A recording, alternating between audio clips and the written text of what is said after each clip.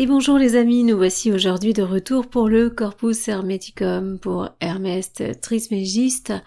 Aujourd'hui nous en sommes à la partie, la partie numéro 10. Pour ceux qui arrivent sur la vidéo, je vous recommande de reprendre le début. Sur les toutes premières vidéos, normalement j'ai créé une playlist pour ça. Alors aujourd'hui, nous sommes sur la partie 10 qui va s'intituler « Le bien ne se trouve qu'en Dieu et nulle part ailleurs ».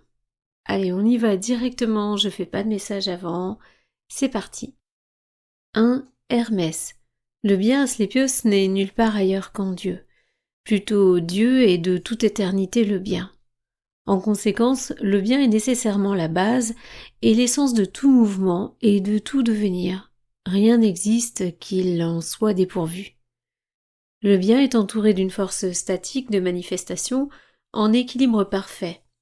La plénitude totale, la source universelle, l'origine de toute chose, car lorsque je nomme bien, ce qui suffit à tout, j'entends le bien éternel et absolu. 2. Or cette propriété n'est à personne d'autre qu'à Dieu, car il n'est rien qui lui manque, de sorte qu'un désir de possession ne peut l'avilir. Il n'est rien qu'il saurait perdre et dont la perte puisse l'affliger. Entre parenthèses, car souffrance et douleur font partie du mal. Il n'est rien de plus fort que lui et qui puisse lutter contre lui. Entre parenthèses, car plus qu'il n'est conforme à son essence qu'il soit possible de lui faire injure, rien ne le surpasse en beauté et ne peut donc l'enflammer de l'amour d'essence.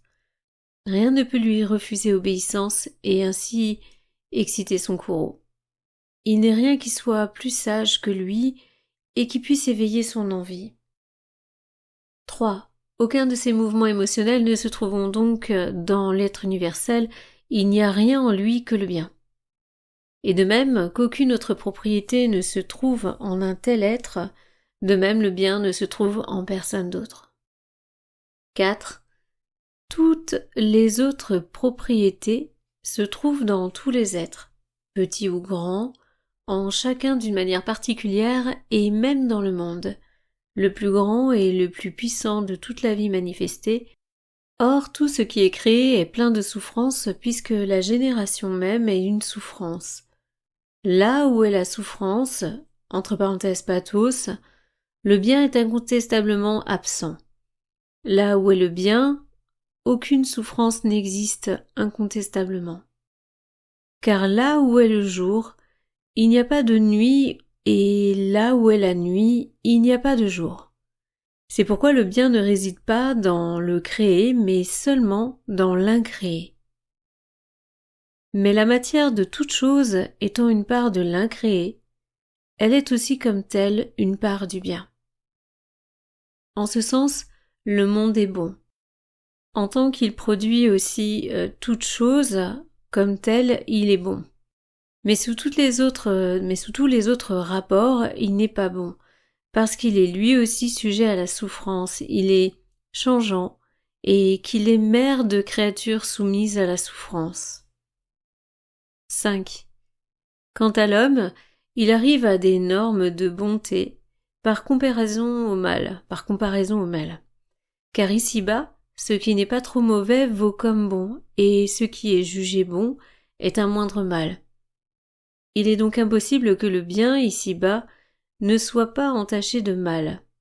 Le bien ici-bas est toujours touché par le mal et cesse d'être le bien. C'est ainsi que le bien dégénère en mal. Donc le bien est en Dieu seul. Oui, Dieu est le bien. 6. Chez les hommes Asclépios, le bien n'existe que de nom et nulle part en tant que réalité. Ce qui serait d'ailleurs impossible.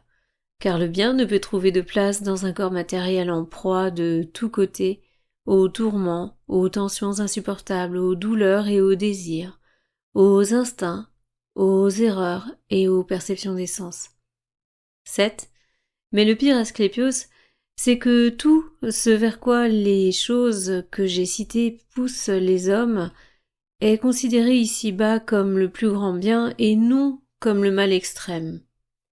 Le désir instinctif du ventre, cause de toutes les actions mauvaises, voilà l'erreur qui, ici-bas, nous tient éloignés du bien. 8.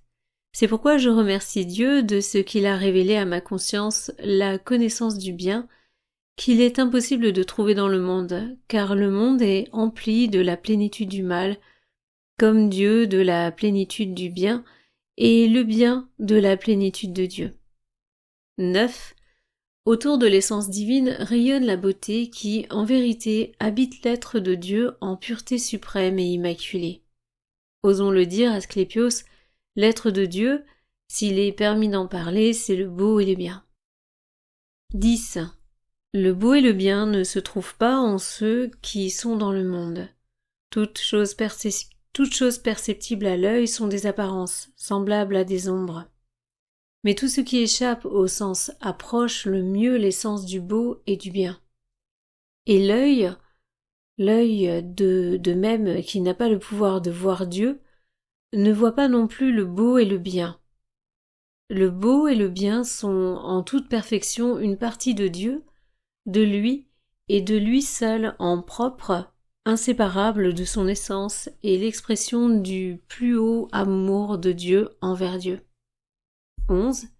Si tu peux comprendre Dieu, tu comprendras aussi le beau et le bien, dans la suprême splendeur de leur rayonnement, entièrement illuminé par Dieu. Car cette beauté est incomparable, cette bonté inimitable, comme Dieu lui-même. Dans la mesure où tu comprends Dieu, tu comprendras aussi le beau et le bien. Ils ne peuvent se transmettre à d'autres êtres parce qu'ils sont inséparables de Dieu. 12. Quand tu cherches Dieu, tu cherches également le beau, car il n'y a qu'une seule voie qui puisse y revenir. Une vie d'action au service de Dieu, à la main de la gnose. Donc, vous vous souvenez, c'est traduit, donc gnose, sagesse. 13. De là vient que ceux qui sont dans la sans gnose, donc sans sagesse, et ne suivent pas le chemin fructueux en Dieu, osent nommer l'homme beau et bon. Lui qui n'a jamais vu, mais en rêve, ce qu'est le bien. Lui qui est sous l'emprise de toute espèce de mal, qui prend le mal pour le bien, qui s'empare du mal sans jamais s'en rassasier, craignant qu'on le lui dérobe et luttant de toutes ses forces pour le conserver, et même l'augmenter. 14. Ainsi en est-il, Asclépios, de la bonté et de la beauté humaine. Nous ne pouvons ni les fuir ni les haïr, car le plus dur est qu'elles nous sont nécessaires et que nous ne saurions vivre sans elles. Voilà, on arrive à la fin de cette partie, j'espère que ça vous a plu. On est proche quand même de la fin, en fait on a, pour vous dire, je vais vous dire combien on a de passages, là on va en avoir 17, oui, donc il y en a quand même à peu près 17, bon, on est à plus de la moitié en tout cas.